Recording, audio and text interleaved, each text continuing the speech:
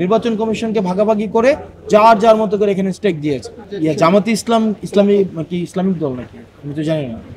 একটা বিষয় হচ্ছে যে ইসলামিক দল ইসলামিক দল এইভাবে আসলে মানে যে ক্যাটাগরি করা হয় সেটার পক্ষে আমি না। একটা আমার বিষয়। 2 নম্বর বিষয় হচ্ছে যে আপনার দূরত্ব তৈরি হয়নি। প্রত্যেকের সংস্কারের জায়গাটাই হচ্ছে অবস্থান নিয়েছে। কিছু দল সংস্কারের বিরুদ্ধে অবস্থান নিয়েছে, আর কিছু দল সংস্কারের পক্ষে অবস্থান নিয়েছে।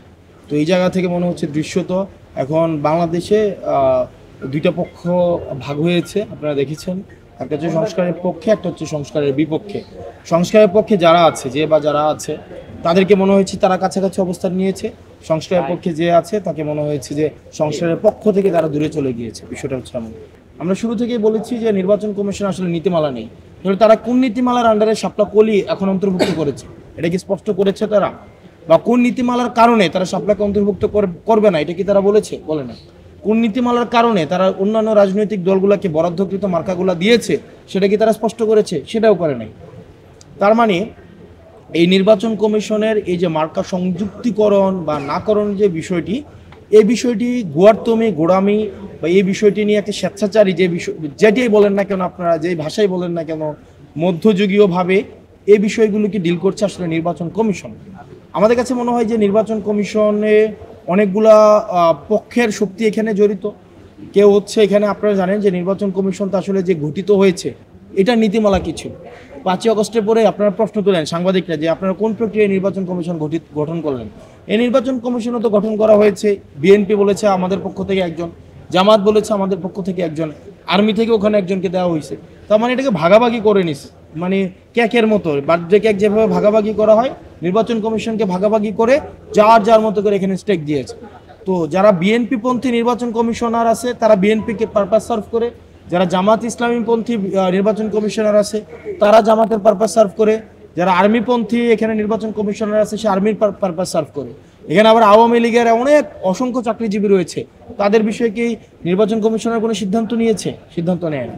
তো দিন শেষে আসলে আমরা মানে কোনো ধরনের আমরা এনসিপি আমরা আমাদের জায়গায় স্পষ্ট ছিল, আমরা আমাদের কোনো অবস্থান পরিবর্তন করিনি।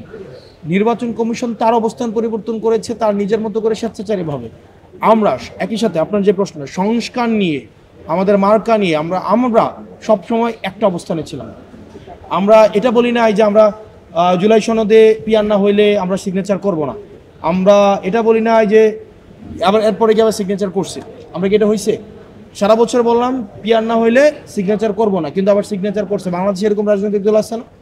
আবার বলা হয়েছিল কিনা আমরা সিগনেচার করব না কিন্তু অনুষ্ঠানে যাব, আবার গিয়ে আবার সিগনেচার করছে কিনা, আবার সিগনেচার করার পর আবার এটা বলছে কিনা যে আমরা সিগনেচার করছি কিন্তু আবার এটা আমরা উঠাই নেব।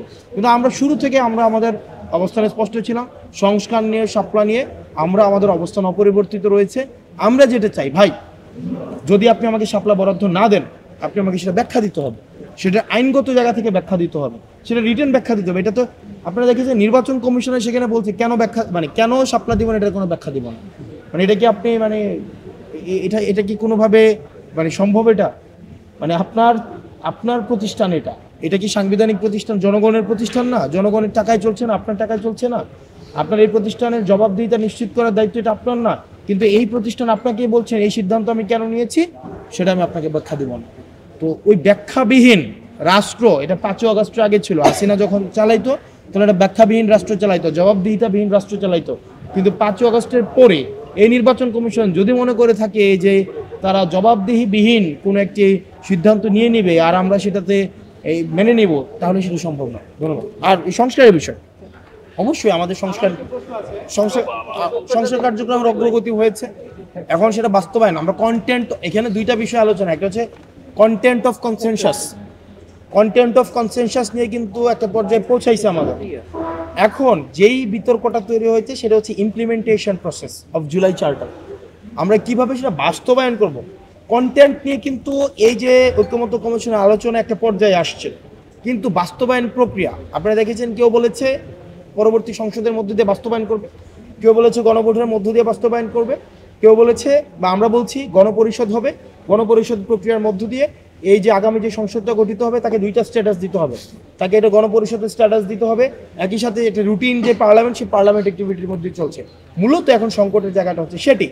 এবং আমরা এখন একটা গণভোটের যে বিষয়টি, গণভোট একটা অর্ডার হবে, আলোচনা যেটি নিয়ে হচ্ছে না বা যেটি হওয়া প্রয়োজন, যে টেকনিক্যাল বিষয়টা যেটি আলোচনা হওয়া প্রয়োজন সেটি হচ্ছে এটা অর্ডার জারি করতে হবে, অধ্যাদেশ জারি করা যাবে না, সেটাকে কোনো আপনার কোনো প্রজ্ঞাপন জারি করা যাবে না, এটা কি জারি, এটা অর্ডার জারি করতে হবে, এটা আদেশ। এবং আদেশটা জারি করবে আপনার ডক্টর মোহাম্মদ ইউনূস। প্রশ্ন করতে পারেন ডক্টর মোহাম্মদ ইউনূস কোন ক্রাইটেরিয়ায় উনি হচ্ছেন এই আদেশটা জারি করবেন, এই আদেশটা কোন ক্ষমতা বলে? এই ক্ষমতাটা হচ্ছে অভ্যুত্থান।